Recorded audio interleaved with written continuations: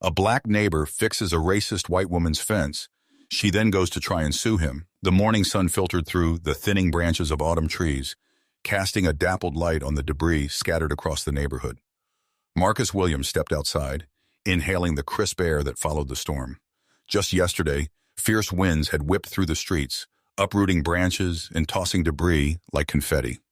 As a carpenter, Marcus relished the beauty of a well-crafted fence, and today, it was his duty to assess the damage done to the shared boundary between his home and that of Linda Grayson. Walking along the line of the fence, Marcus noted splintered wood and sagging posts. The sight of it stirred a familiar anger within him. It wasn't just the fence that was broken, it was the fragile relationship he had with Linda, a white woman who had lived next door for over a decade. Their exchanges had always been tense, laced with her thinly veiled disdain and his quiet frustration. Today, however, Marcus felt a flicker of resolve. Maybe he could change things. He took a deep breath, squared his shoulders, and approached the house that had always seemed to loom over him. Its freshly painted white walls gleamed in the morning light, a stark contrast to the disarray of the fence. Marcus knocked on the door, his heart pounding in his chest. He had spent years trying to be a good neighbor, but Linda had never made it easy. "Marcus, what do you want?" Linda's voice was sharp as she opened the door, her expression a mixture of surprise and irritation. "Good morning, Linda. I just wanted to let you know that your fence took quite a hit from the storm. I was thinking I could, help fix it," Marcus offered, keeping his tone steady. Her eyebrows shot up, disbelief etched across her face. "I don't need your help, Marcus. I can handle it myself." "Of course, but I have the tools and experience. It might be easier if I—" "Look," she interrupted, crossing her arms tightly over her chest. "I don't want you touching my property. I'll call a professional if I need help." The door began to close, but Marcus quickly wedged his foot in the gap. "Linda, please. I'm just trying to be a good neighbor," he pleaded, his frustration simmering beneath the surface. "Your version of good is not what I need. Just stay on your side of the fence," she snapped, finally shutting the door with a definitive click. Marcus stood there for a moment, feeling the weight of her words. He sighed, running a hand over his bald head. He had expected her typical reaction, but it still stung. He turned away, vowing to let it go, but glancing back at the fence sparked a fire within him.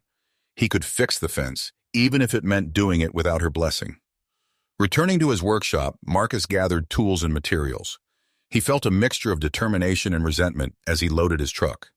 The fence was a physical representation of their relationship, broken and in need of repair.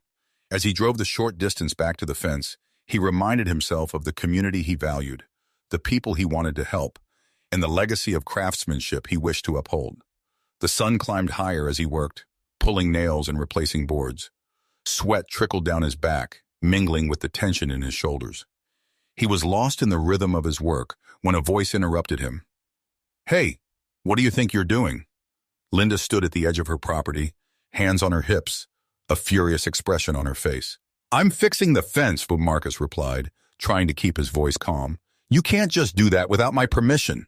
You're trespassing," she shouted, her face turning a shade of red that mirrored her anger. "I'm trying to prevent further damage. It's going to cost you more if you wait," he countered, keeping his tools steady in his hands. "Don't act like you're some kind of hero. You think I need a black man fixing my fence? I can call the police if I want," she threatened, her tone laced with contempt. At that moment, Marcus felt a surge of indignation. He had encountered racism throughout his life, but it never failed to shock him when it came from someone so close. "This isn't about race, Linda. It's about being a good neighbor. I'm just trying to help." "Help? You call this help? You're overstepping, Marcus. I don't want your help or your charity," she spat, her voice rising to a shrill pitch. The confrontation hung in the air, thick with tension. Marcus clenched his fists, battling the urge to retaliate. "Fine. If you want to leave it broken, that's on you. But don't come crying to me when your yard floods next week." With that, he turned back to his work, focusing on the fence. The wood felt solid in his hands, grounding him. He could hear Linda's mutterings behind him, a low murmur of complaints that felt like a distant echo. He pushed himself harder. Each nail hammered down a small act of defiance against her words. Hours passed, and the sun began to dip towards the horizon. The fence stood repaired, a testament to his labor and determination. As he wiped his brow, he caught sight of Linda again, her arms crossed, watching him from a distance. This time, though, there was something different in her gaze. Curiosity, perhaps, or maybe a flicker of guilt. "Why do you care so much?" she asked finally, her voice softer than before. "Because it's not just a fence, it's a boundary, a symbol of our relationship." "I thought it was worth fixing," he replied, his heart racing as he faced her. "Your relationship with me?" she scoffed, but there was an edge of uncertainty in her tone. "Yeah, we've been neighbors for a long time, Linda. There's no reason for this hostility. We could work together instead of against each other," Marcus said, feeling a surge of hope. "Working together? You think I want to be friends with you?" She laughed, though it lacked conviction. "Maybe not friends, but at least civil," he suggested, a hint of a smile playing on his lips. "Civil? With you?" She scoffed again, but this time there was a pause, as if she was contemplating the idea. Marcus shrugged, sensing the shift in her demeanor. "You might be surprised. People can change, you know." Linda turned away, her expression unreadable. "I'll think about it," she said, her voice barely above a whisper, before disappearing into her house. As Marcus gathered his tools, a strange feeling washed over him. Part relief, part frustration. He had extended an olive branch, but whether it would be accepted remained uncertain. He glanced at the fence, now standing tall and strong, and felt a mix of pride and unease. Little did he know the simple act of repairing that fence would set off a chain of events that neither he nor Linda could have anticipated. As the sun dipped lower in the sky, Marcus packed up his tools, his mind racing with the implications of his confrontation with Linda. The air was thick with unresolved tension, but he couldn't shake the feeling that perhaps he had made a small step forward. He loaded his truck, glancing at the fence one last time before heading home. The sight of it, no longer sagging and broken, filled him with a sense of accomplishment. Yet as he settled into his evening routine, the weight of the day pressed heavily upon him. He tried to focus on his dinner, but the sound of a distant siren echoed through the neighborhood, a stark reminder of the fragility of peace. Marcus's phone buzzed, pulling him from his thoughts. It was a message from his friend Jamal, checking in. "Hey man, how'd it go with the neighbor? Did you fix that fence?" Marcus hesitated before replying, the day's events still swirling in his mind. "Yeah, I fixed it, but it didn't go smoothly. Linda was, well, you know how she is." Jamal responded quickly, a string of emojis punctuating his message. "Ugh, typical. You're a better man than me. I would have told her off." Marcus chuckled softly, but the laughter felt hollow. "I tried to be civil. It's hard, you know. She's just so entrenched in her views." "Keep your head up, brother. You're doing good work. Just keep being you," Jamal encouraged. Marcus appreciated the sentiment, but as he set his phone down, the truth loomed larger in his mind. His act of kindness might have only fueled Linda's animosity. He couldn't help but wonder if he had made a mistake. The next morning, Marcus awoke to an ominous cloud cover, a stark contrast to the previous day's bright sky. He grabbed a quick breakfast and headed outside, only to find a small crowd gathered near Linda's house. His heart sank as he approached, dread pooling in his stomach. Linda stood at the forefront, hands raised as she spoke animatedly to a group of neighbors. Marcus could hear snippets of her voice, laced with indignation. "Trespassing? He thinks he can just come in and fix things without my permission. What kind of man does that?" Marcus felt his temper flare. This was not just about the fence anymore. It was about his dignity. He stepped forward, trying to remain calm. "Linda, I was only trying to help you out. Your fence was in disrepair." She turned to him, her face twisted in anger. "Help? You think you're some kind of hero? You broke the law, Marcus. I could have you arrested for trespassing." Before he could respond, one of the neighbors chimed in. "I heard about that storm damage, Linda. Maybe he was just trying to be neighborly." "Neighborly?" Linda snapped. "You don't understand. This isn't about being neighborly. It's about respect. He has no right to touch what's mine." The murmurs of the crowd grew louder, and Marcus felt the eyes of his neighbors on him, scrutinizing and judging. He had wanted to fix a fence, not become the subject of a neighborhood scandal. "Enough!" Marcus raised his voice, cutting through the chaos. "I didn't mean to overstep. I just wanted to prevent further damage." "You know the fence was in bad shape." Linda's expression hardened. "You should have asked, Marcus. But you didn't. You assumed you knew what was best for me, and that's the problem. That's not fair. I've always tried to be a good neighbor. But you've made it impossible, he shot back, frustration boiling over. The crowd was split, some nodding in agreement with Linda, while others looked sympathetic towards Marcus. He could feel the tension thickening in the air, but he refused to back down. Let's settle this like adults, Linda. If you want to sue me, fine, but know that I'm not going to stand by and let you bully me, Marcus declared, his heart pounding. Linda's eyes flashed with fury. You think you can intimidate me? I'll make sure everyone knows what kind of man you really are. With that, she turned away, leaving Marcus standing in front of the small crowd, breaths quick and shallow. The weight of their expectations pressed down on him, but he stood tall, refusing to show any sign of weakness. As the neighbors dispersed, whispers filled the air. Marcus felt a mix of anger and disappointment, the reality of the situation settling in. He had only wanted to help, but now it seemed he had painted a target on his back. Returning home, Marcus closed the door behind him, leaning against it as he absorbed the events of the morning. He had stood up for himself, but at what cost? He picked up his phone, scrolling through his contacts until he found Jamal's number. He needed to talk. Hey man, you won't believe what just happened, Marcus said when Jamal picked up.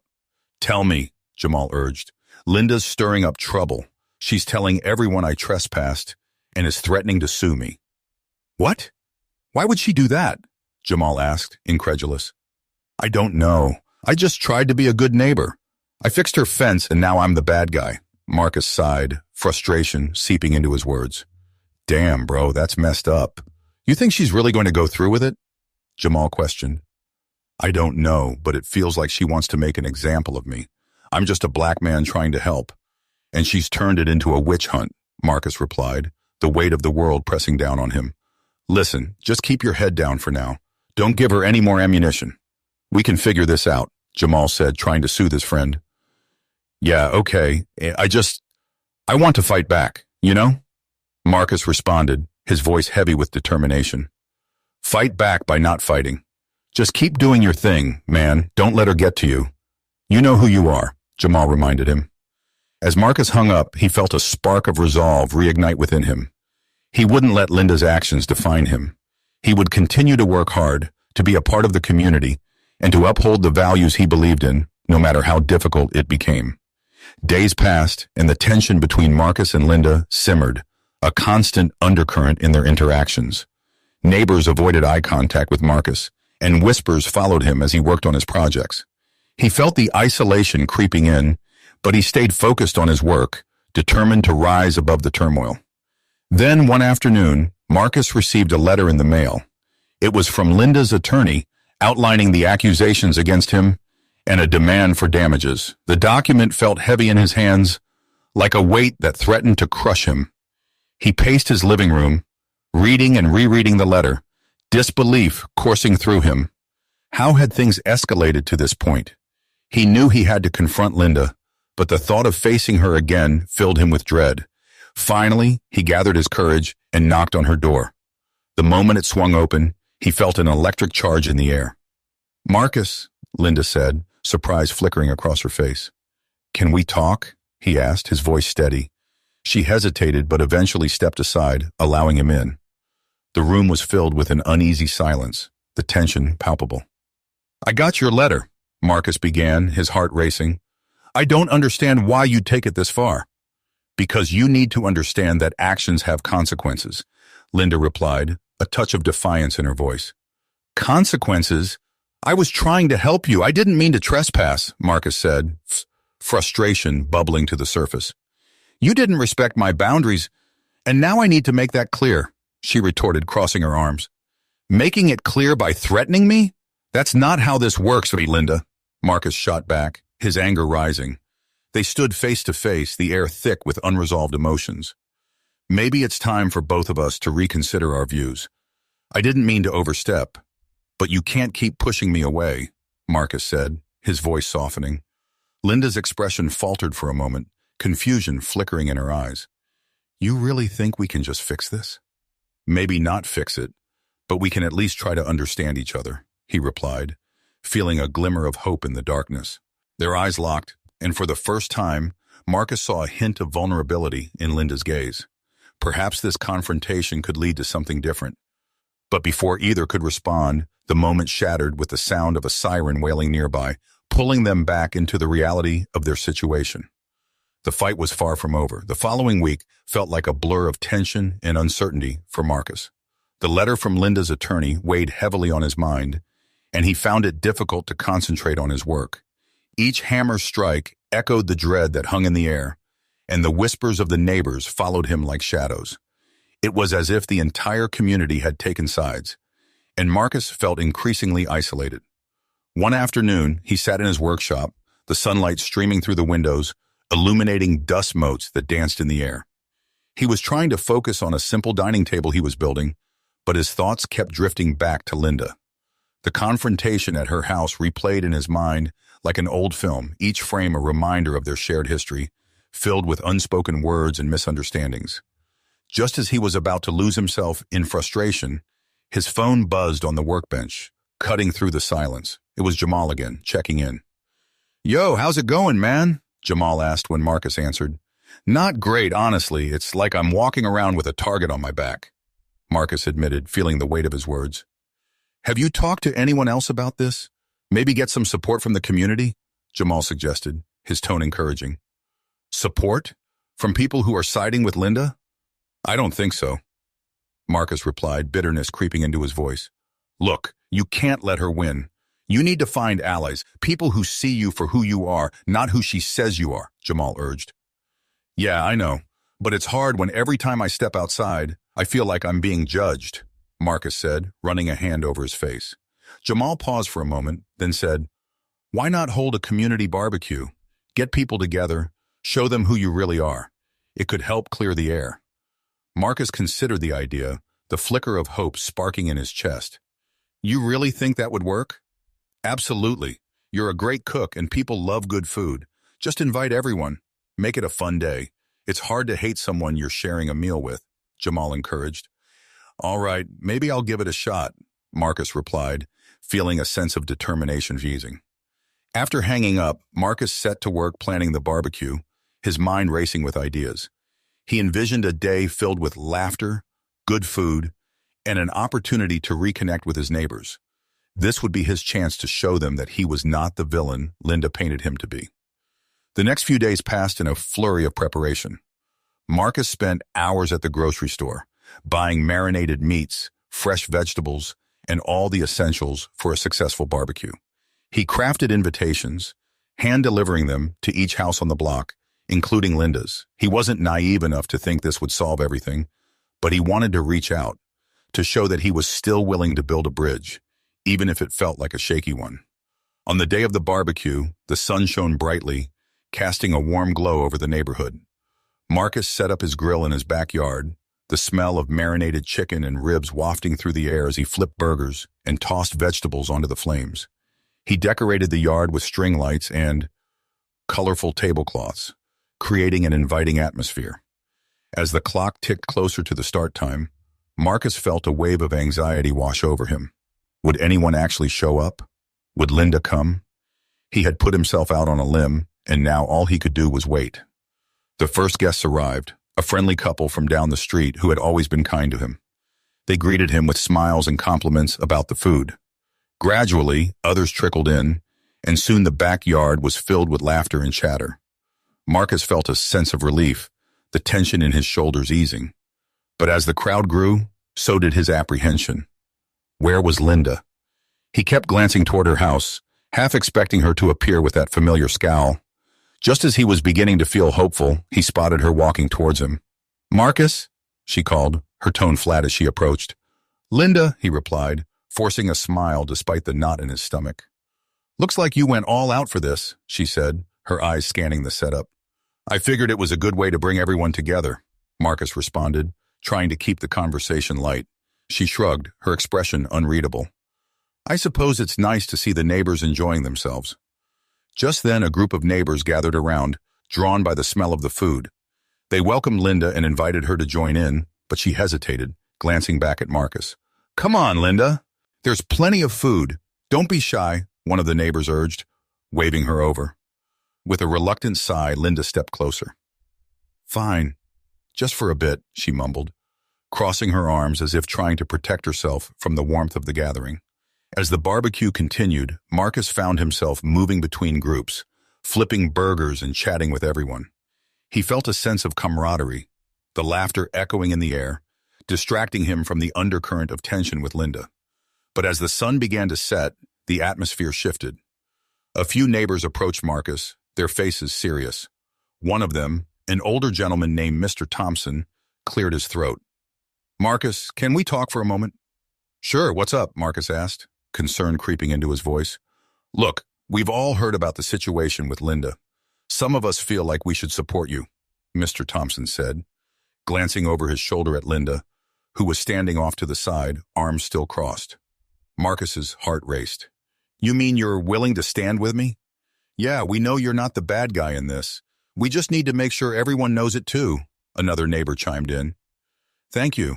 That means a lot," Marcus replied, relief flooding through him. As the conversation continued, a commotion erupted across the yard.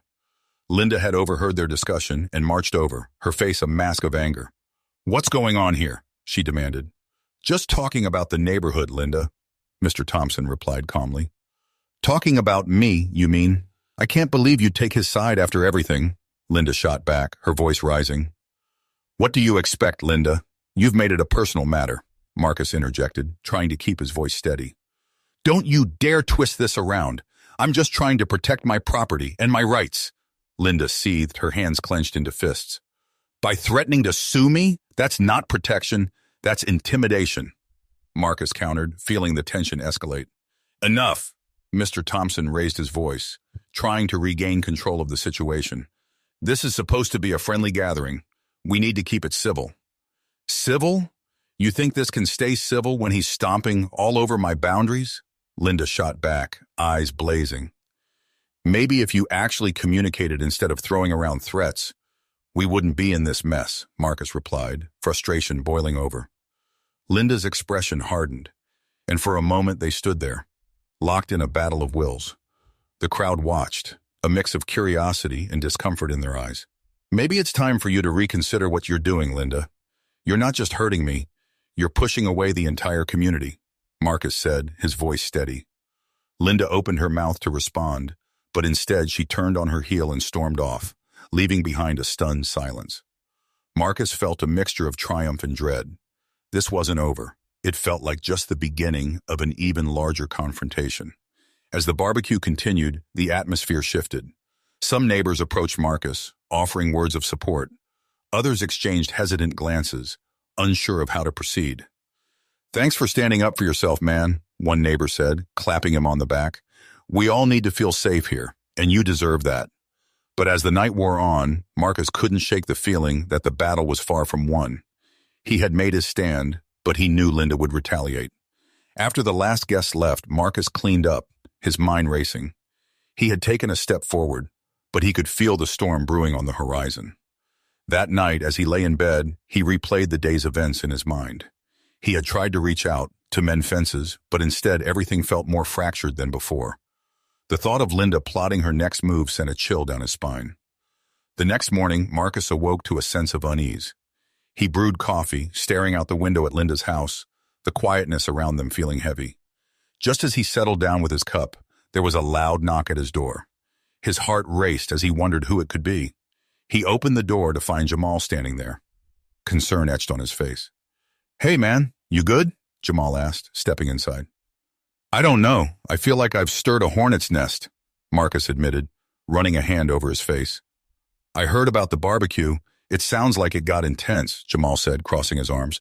"Yeah, Linda stormed off after I stood up to her in front of everyone. Now I just have this feeling that she's going to retaliate," Marcus confessed, pacing his living room. Jamal nodded, sympathy in his eyes. "You know she's not going to take that lightly. You've put yourself in a position where she feels threatened." Marcus sighed, the weight of the situation pressing down on him. "I just wanted to show everyone that I wasn't the villain she made me out to be.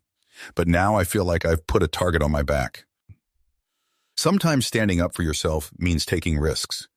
"You did the right thing, Marcus. You showed everyone who you are," Jamal reassured him. "Yeah, but what if it backfires? What if she goes through with that lawsuit? Marcus's voice was laced with anxiety. Then we deal with it. You're not alone in this. I'll help you as much as I can, Jamal promised, his demeanor firm. Marcus appreciated Jamal's support, but he couldn't shake the feeling of impending doom. As the hours passed, he found himself constantly looking out the window, half expecting to see Linda marching towards his house with a renewed fury. By midday, the tension was palpable. Marcus decided to head to his workshop, hoping to immerse himself in his work and distract himself from the anxiety swirling in his mind. As he began to sand down a new project, the doorbell rang, startling him. He wiped his hands on his apron and walked to the door, his heart pounding. When he opened it, he was met with the sight of a delivery man holding a large envelope marked with Linda's name. "Delivery for Marcus Williams," the man said, handing it over. "Thanks," Marcus replied, his stomach twisting as he closed the door and tore open the envelope. Inside was a copy of the lawsuit Linda had filed against him, complete with detailed accusations of trespassing, property damage, and emotional distress. The words felt like a punch to the gut. He had expected retaliation, but this felt like a full-on assault. "Damn it," he muttered, running a hand through his hair. He sank onto the couch, the gravity of the situation crashing down on him. Just then, Jamal's voice broke through his thoughts as he texted. "Did you get it?" Marcus typed back quickly. "Yeah, she's really going through with this. I don't know what to do. Meet me at the diner. We need to talk face to face," Jamal replied. Marcus took a deep breath, feeling a mix of dread and determination. He grabbed his jacket and headed out, the weight of the lawsuit heavy in his pocket. At the diner, Jamal was already waiting, his expression serious as Marcus slid into the booth across from him. "Man, this is serious," Jamal said, glancing at the envelope in Marcus's hand. "Yeah, she's accusing me of all kinds of things. I didn't think she'd actually go this far," Marcus replied, feeling the frustration rise again. "Look, you need to fight back, but we should figure out a game plan. You can't let her bully you," Jamal advised, leaning forward. "I just don't know how to defend myself against something like this. I've never been in a legal battle before," Marcus admitted, his voice wavering. "First, we need to gather evidence. Talk to the neighbors who were at the barbecue. They can back up your claims that you were trying to help," Jamal suggested. "Right. I'll need to reach out to them. And I need to find a lawyer," Marcus said, the reality of his situation settling in. "Exactly. We'll figure this out together. You're not alone in this," Jamal reassured him, his eyes firm with resolve. As the two friends brainstormed, Marcus felt a flicker of hope. Maybe he could turn this around. The support from Jamal and the community could be the backbone he needed. After they finished their meal, Marcus returned home, resolute. He spent the next few days reaching out to neighbors, gathering their accounts of the barbecue and how he had only tried to help Linda. He also found a lawyer who specialized in neighbor disputes, and they scheduled a consultation. One evening, as he was going through his notes, he received a call from his attorney. "Marcus, I've reviewed the documents Linda's attorney filed.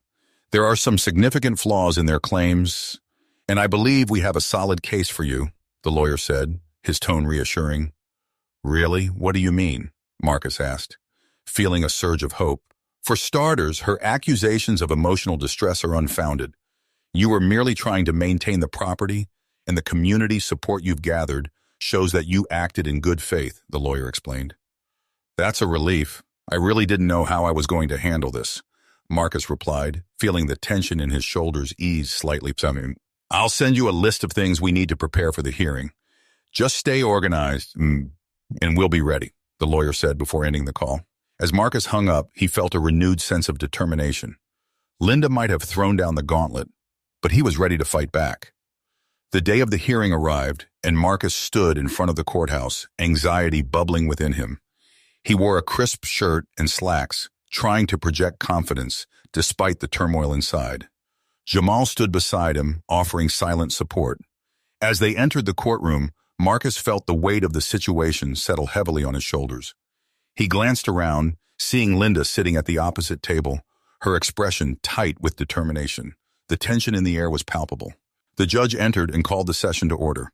As the proceedings began, Marcus listened intently as Linda's attorney presented her case. They painted him as the villain, a trespasser who had no regard for property lines or personal boundaries.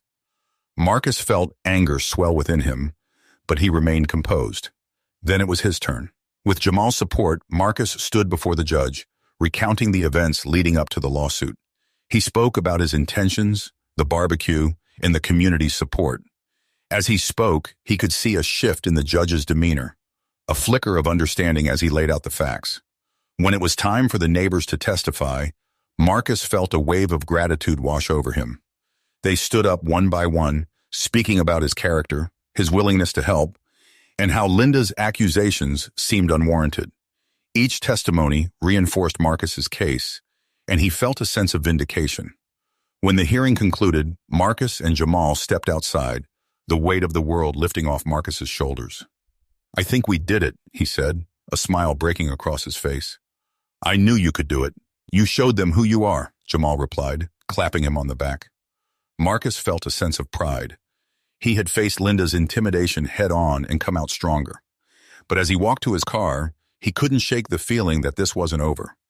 The battle had been won, but the war of perceptions still loomed ahead. As the days turned into weeks, Marcus found himself in a state of limbo. He had won the hearing, but Linda had not backed down.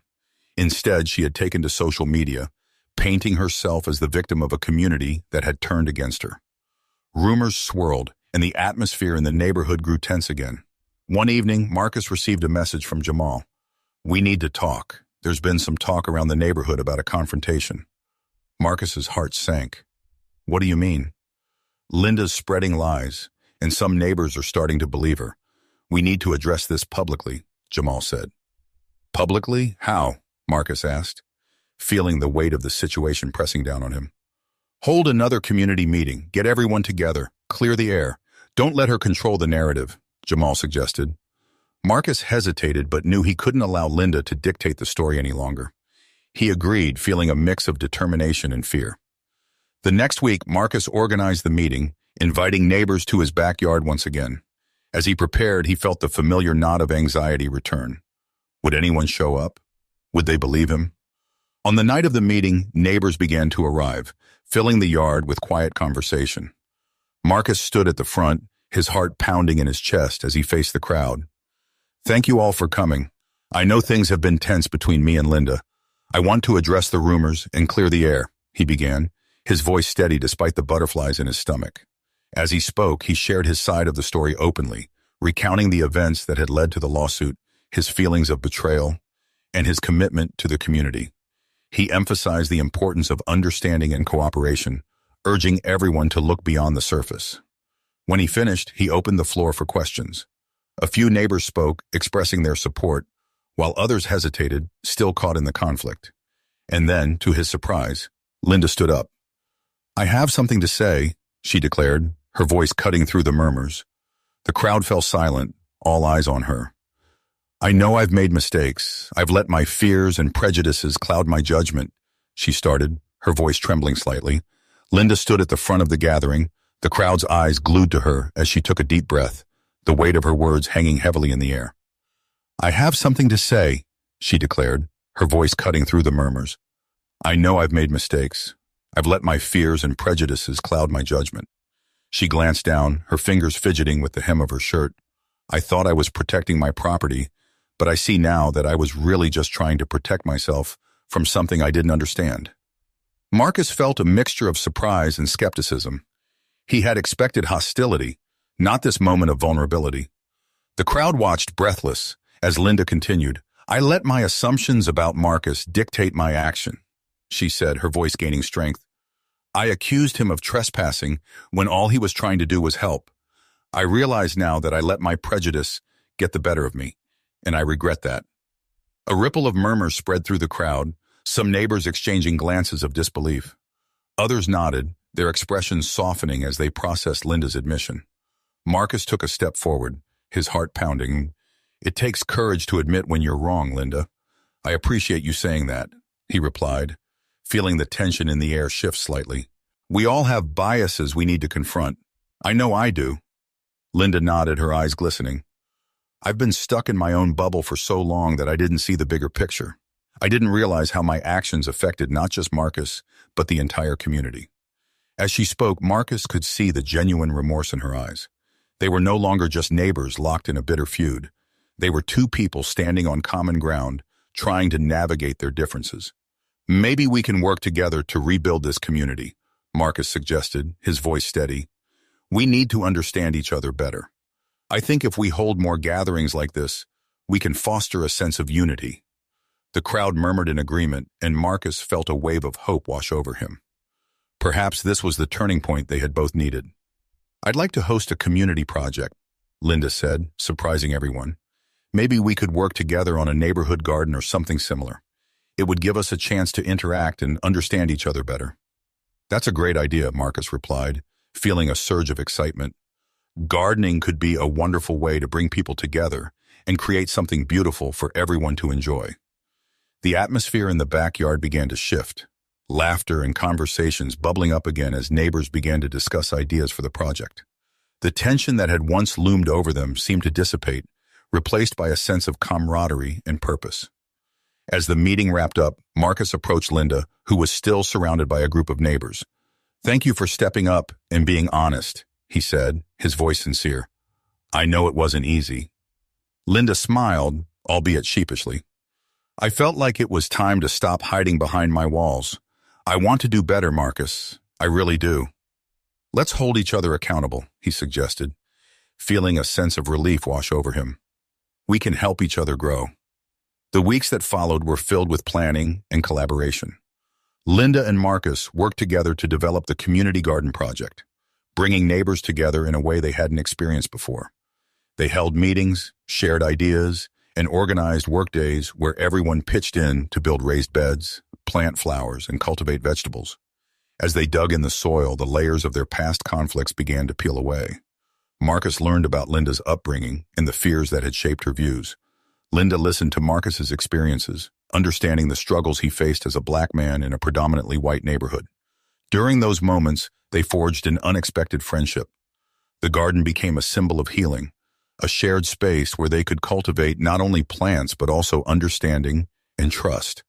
One afternoon, as they worked side by side, Marcus paused to wipe his brow. "You know, I never would have imagined us doing this together," he said, glancing at Linda. "Neither did I," she replied, a smile breaking through the dirt on her face. "But I think we've both grown more than we realize." The community garden flourished, and so did the relationships within the neighborhood. People began to engage with one another, sharing meals, stories, and laughter. The whispers that had once circulated about Marcus faded into the background, replaced by a newfound respect from his neighbors. One day, as they stood together admiring their work, Linda turned to Marcus, her expression thoughtful. "I want to thank you for being patient with me. You had every right to be angry, yet you chose to build instead of destroy. It's been a journey for both of us. I'm grateful for the chance to learn and grow alongside you," Marcus replied, feeling a warmth in his heart. As summer turned to fall, the garden became a vibrant tapestry of colors and scents, a testament to what could be achieved when people came together. Marcus often stood at the edge of the garden, watching children play, neighbors laugh, and Linda tending to the plants, her demeanor lighter than it had ever been. But just as things seemed to settle, a storm brewed on the horizon. One evening, as Marcus was closing up the workshop, he received a call from Jamal. "Hey man, you need to come to the community meeting tonight. There's something you need to hear." "What's going on?" Marcus asked, his heart racing. "There's talk about the garden and some people feeling like it's not inclusive enough," Jamal warned. "Not inclusive? What do you mean?" Marcus asked, confusion flooding his mind. "Just come, you'll see," Jamal said before hanging up.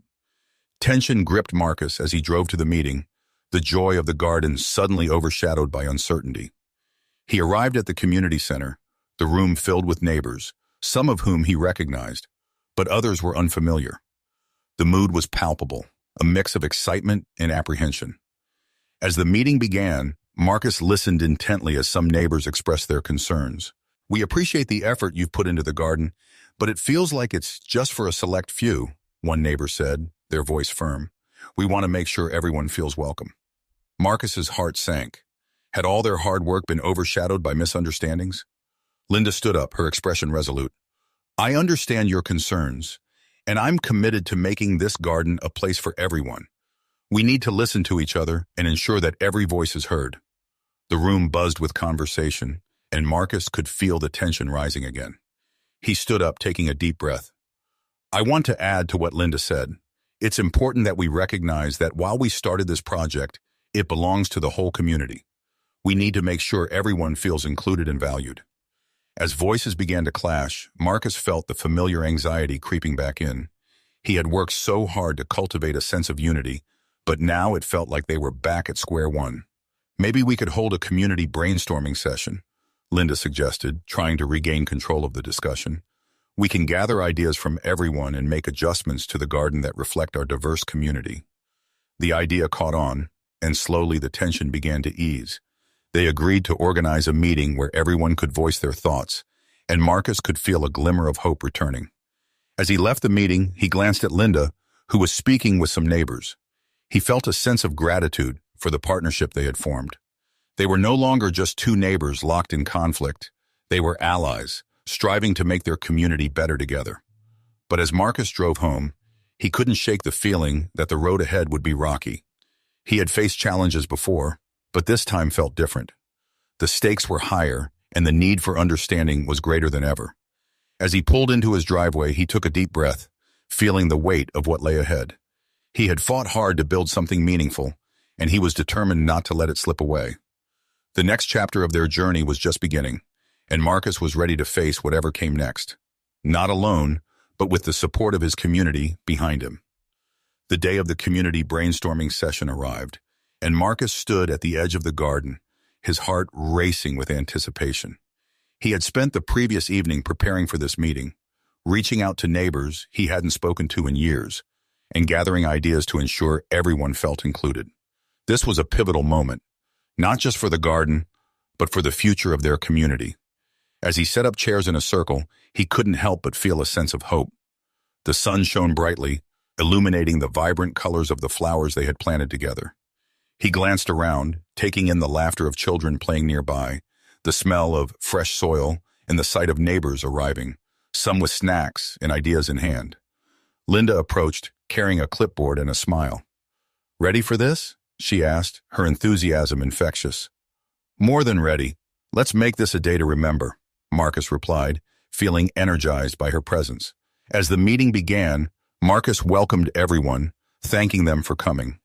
He encouraged open dialogue, emphasizing that this was a space for everyone to share their thoughts and ideas. The atmosphere was charged with excitement as neighbors began to voice their opinions and suggestions. "Maybe we could add a section for native plants that attract local wildlife," a young woman suggested enthusiastically. "I think we should have a dedicated space for community art," another neighbor chimed in. "It would reflect our diverse backgrounds and cultures." Marcus felt a wave of relief wash over him as the ideas flowed. Each suggestion was welcomed with enthusiasm, and he could see the community coming together, united by a common goal. Linda took notes, her expression serious but engaged. As the session continued, she stood up to share her thoughts. "I want to thank everyone for being here. It's clear that we all care about this garden and our community. I was wrong to think it could only be mine. We need to create a space where everyone feels welcome and represented." The crowd murmured in agreement, and Marcus felt a smile tug at his lips. They had come so far from their initial conflict. As the session wrapped up, Marcus looked around at the faces of his neighbors, each one filled with hope and determination. "Let's take these ideas and turn them into a plan. We're all in this together, and I can't wait to see what we create as a community." In the following weeks, the garden transformed into a vibrant tapestry of colors and creativity. Neighbors worked collaboratively, planting native species, creating art installations, and organizing events that celebrated their diverse backgrounds. The sense of unity that had blossomed during the brainstorming session continued to grow, and Marcus felt a deep sense of pride. One afternoon, as he and Linda tended to the garden, she turned to him, her expression reflective. "You know, I never would have imagined we'd get here. I feel like we've created something special, not just for ourselves, but for everyone." Marcus nodded, his heart swelling with gratitude. "It's a testament to what happens when we listen and learn from each other. We've built more than a garden. We've built relationships." Their friendship blossomed alongside the plants, and Marcus found himself appreciating Linda more with each passing day. They shared laughs, discussions, and moments of vulnerability, breaking down the walls that had once separated them. But as the seasons changed, so did the challenges. One chilly evening, as Marcus was closing up the workshop, he received a call from Jamal. "Hey man, there's been some talk around the neighborhood again. Some people are concerned that the garden is becoming too exclusive." "Exclusive? After everything we've done?" Marcus replied, incredulous. "What do you mean?" "Some newer residents feel like they're being left out. We need to address this before it spirals out of control," Jamal warned. Marcus's stomach dropped. He had worked so hard to create an inclusive space, and the thought of it falling apart was unbearable. "I'll talk to Linda. We can't let this happen." The next day, Marcus met with Linda in the garden, the atmosphere heavy with unspoken tension. "We need to address some concerns," he said, his tone serious. "Concerns? What do you mean?" Linda asked, her brow furrowing. "Some neighbors feel excluded.